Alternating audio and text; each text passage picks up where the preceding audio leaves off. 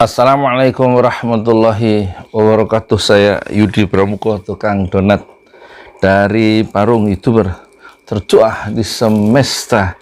Saya masih membahas Gus Nur dan penutupan atau pengusiran penutupan pesantren lah ya. Itu sebenarnya saya tadinya tuh nggak terlalu tertarik dengan Gus Nur ya, dari segi pemikiran keagamaannya. Tapi saya lebih melihat ininya ya, gerakan wirausaha dia itu di dalam konteks dia sebagai YouTuber itu agak ini ya, bukan agak, memang genuine, asli. Kemunculannya asli dengan paket wirausahanya itu, jual golok, jual buku, jual kopi robusta. Itu kan berarti dia menyasar kelompok-kelompok menengah ke bawah atau UMKM begitu. Ini yang jarang sekali YouTuber langsung menjadi pelaku dari wirausaha ya. Dan itu Gus Dur di situ poinnya. Kenapa saya tertarik? Tapi sejak saya nggak jadi ketemu Gus Dur karena ada rapid test dan macam-macam, itu syarat-syarat yang saya nggak paham itu banyak sekali. Karena apalagi KTP saya hilang, jadi saya nggak jadi ketemu Gus Dur. Jadi saya lebih tertarik ini ya, pesantren tahfiznya yang nggak jadi itu. Saya ikuti terus itu. Padahal saya juga pengen dapat sambal itu, di mana beli itu sambal 9 rasa itu. Saya lihat, saya mau beli, nggak ada ininya, linknya ya. Coba gimana caranya saya beli. Kalau buku yang merubah nasib sudah saya beli ya, sudah saya transfer. Akhirnya saya beli sambal Burudi yang juga terkenal itu, 40.000 rasa bawang satu botol, itu belum datang, mungkin besok, sekaligus ongkos kirim ya. Saya juga pengen memiliki sambalnya Gus Nur itu, tapi nggak ada cara belinya karena produk baru, mungkin belum siap ininya, ya itulah ya. Nah, yang saya heran itu kenapa kasus orang mau bikin pesantren itu kok bisa nggak jadi. Alasannya itu nggak masuk akal gitu loh menurut saya, karena saya juga kan pengen bikin pesantren sebenarnya. Bukan hanya 74.000 ya pesantren tahfiz dalam kompleks Islamic Center Ojolali itu di 74.000 desa selama 100 tahun. Sekarang baru nyari jual kaos ini kaos yang saya pakai Sudirman ya, itu dalam rangka membangun pesantren ya. 200.000 harganya, ini sekalian saya dagang ya. 75.000 itu untuk amal soleh bikin masjid sekaligus pesantren tahfiz kan, yang 50.000 ongkos kirim, yang 75.000 lagi untuk marketing, biaya produksi dan marketingnya.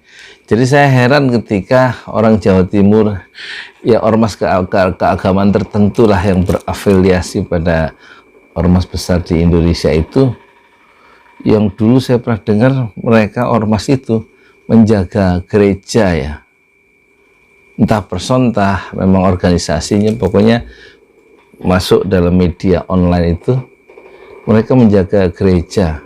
Ormas Islam nih di waktu perayaan keagamaan Nasrani Natal, mereka menjaga gereja. Indonesia ini aneh-aneh. Nah, sekarang ini ada orang, Gus Nur mau membangun sudah beli tanah senilai 24 juta ya, sekitar 2.000 atau 3.000 meter itu untuk membangun pesantren tahfiz gratis, terus ditolak ya.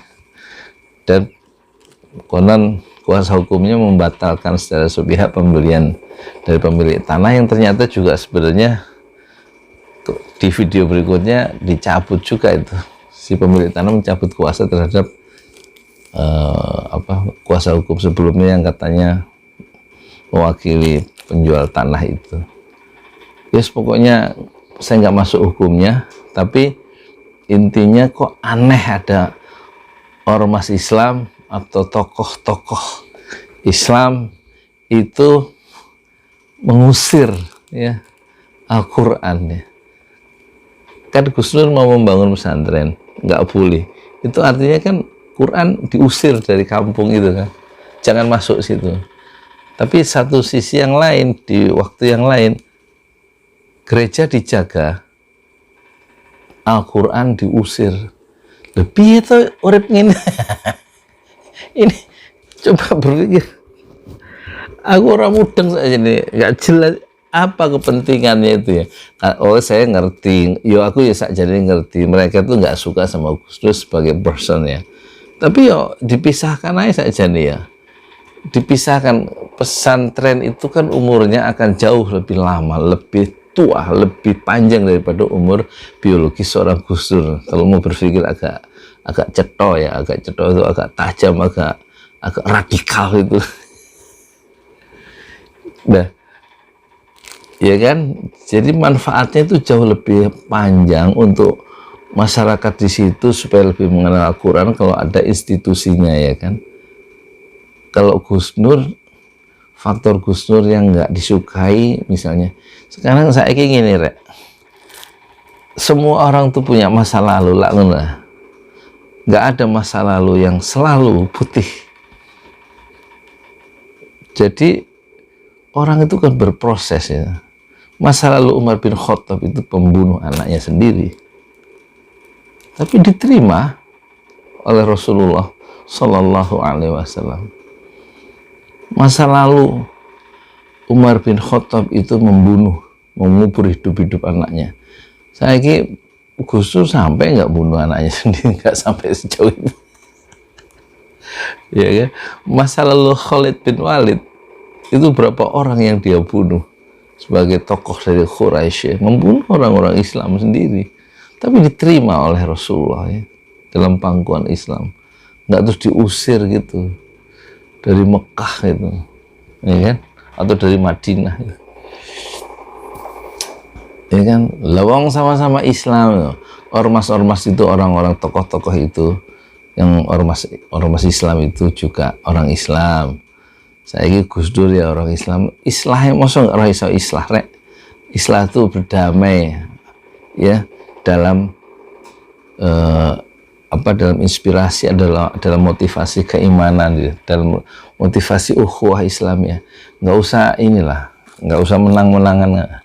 Saya ini terima aja sekarang, diselesaikan aja. Saya ini menurut proposal saya ya, itu tanah udah miliknya Gus Nur.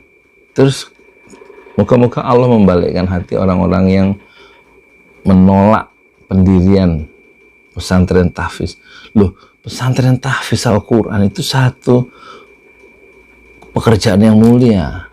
Al-Quran itulah barang yang mulia, diturunkan oleh zat yang maha mulia yaitu Allah, melalui atau diturunkan kepada satu pribadi yang mulia yaitu Rasulullah Shallallahu Alaihi Wasallam, untuk membina masyarakat supaya menjadi mulia dengan Al-Quran. Lah kemuliaan itu kok malah dihilangkan dari kampung itu, di mana itu, di Besuki ya, di situ Bondo. Coba inilah berpikir dalam perspektif sejarah itu. Rasulullah itu ya menerima masa lalu siapa? Masa lalu Khalid bin Walid, menerima masa lalu Umar bin Khattab, menerima masa lalu orang-orang yang bergajul nggak jelas di masa lalu. Tapi kan kesempurnaan, tahap-tahap proses penyempurnaan diri dalam bimbingan wahyu ilahi itu semua itu yang kita lakukan untuk mencapai satu proses ketakwaan yang optimum kan, seiring dengan perjalanan umur kita, seiring dengan perjalanan waktu kita, seiring dengan pengalaman hidup kita yang mungkin makin lama itu makin bijak. Lah kok sekarang ada orang mau bikin pesantren tahfiz Al-Quran dan gratis untuk masyarakat sekitarnya dan juga untuk masyarakat yang lain, kok ditolak? Itu sebenarnya secara argumentasi nggak bisa diterima menurut saya. Jadi saya ingin surut ke belakang, masing-masing kembali mengatur langkah menuju jalan yang lurus, yaitu jalan Al-Quran. Suburkanlah Al-Quran di Besuki itu, suburkanlah sunnah Rasulullah Shallallahu Alaihi Wasallam di tanah itu. Wali Songo itu berhasil mengislamkan tanah Jawa. Betapa banyak orang yang nggak benar, yang ditangani oleh Wali Songo. Gitu. Jadi ya nyontoh Wali Songo lah. Ini ada orang Muslim, ada saudaranya sendiri yang mau bikin pesantren. Saudaranya sendiri loh, bukan orang kafir toh. Gus Nur itu saja nih, bukan orang yang mau membunuh toh. Ya soal gaya, soal lifestyle itu kan ya beda-beda. Aku ya punya lifestyle sendiri, panjenengan ya punya lifestyle sendiri. Tapi ini Quran kok sampean usir ya. Pertanggungjawaban nanti di akhirat piye? Di akhirat loh. Ojo mikiri Gus Nur talah. Di akhirat sampean panjenengan ya, mohon maaf ini. Saya juga ngajarin Quran di sini meskipun murid saya cuma 10 apa 11 remaja. Kalau pagi ada 40 istri saya ngajar, tapi sore saya ngajar sendiri Iqra 2, Iqra 4, Al-Quran sampai surat surat Hud ya. Quran rek. Hati-hati loh Quran. Nanti kalau Allah murka berbalik kepada orang-orang yang menentang Al-Quran, kehadiran Al-Quran di satu kawasan itu. Coba berpikir lagi. Gampang titik temunya. Sopo sih yang mengharamkan Al-Quran atau pesantren tahfiz itu di mana itu? Di kawasan yang sekarang dipersengketakan itu bukan tanahnya sudah milik Gus Dur kan. Lo berdirinya pesantren itu loh yang dipermasalahkan. Jadi saya ngelihat dengan cara yang agak beda ya. Saya nggak ngelihat Gus Durnya, tapi ngelihat kok ada orang ya, ada orang bisa menolak pendirian pesantren tahfiz Quran. Orang Islam yang nolak. Kalau orang Islam menolak pendirian gereja di pemukiman Muslim itu masih masuk akal ya, karena ada surat keputusan bersama 3 menteri gitu ya. Beberapa tokoh Islam di lingkungan yang akan dibangun gereja nggak setuju misalnya, itu boleh ditolak. Saya kira ini tutup gereja ini bukan gereja tapi pesantren tahfiz Al-Quran. Kok bisa? Apa nggak malu? Apa nggak upaya itu apa nggak mencoreng atau meruntuhkan dakwah Islam dari dalam? Saya Yudi Pramuko, tukang donat dari para YouTuber tertua di semesta. Fasbir sobron jamilah, bersabarlah dengan kesabaran yang indah. Assalamualaikum warahmatullahi wabarakatuh. Saja nih aku ngantuk jam 11 ini. Biasanya aku tidur itu ya jam habis isya, tapi mergo kasus ini kok jadi aku pengen ikut-ikut campur ya. Nggak kebayang di kampung gini, RT ini, RW ini, lurahnya itu terus jangan ada pesantren Al-Quran di sini loh. Ya nggak makul, nggak masuk akal. Semuanya moga-moga bisa inilah, bisa damai. Ya, jangan dibiarkan setan masuk lah. Ta'awanu 'alal birri wat taqwa. Tolong menolonglah dalam kebaikan dan takwa. Wala ta'awanu, jangan tolong menolong 'alal itsmi, dalam dosa, wal 'udwan, dan permusuhan. Hilangkan ucapan saya dari menit pertama, tapi terimalah Al-Quran di surat Al-Maidah. Ta'awanu 'alal birri wat taqwa wa la ta'awanu 'alal itsmi wal 'udwan. Tolong menolonglah kalian dalam kebaikan dan takwa, dan jangan tolong menolong dalam itsm, dalam dosa, dan 'udwan, dan permusuhan. Mohon maaf lahir batinnya. Assalamualaikum warahmatullahi wabarakatuh.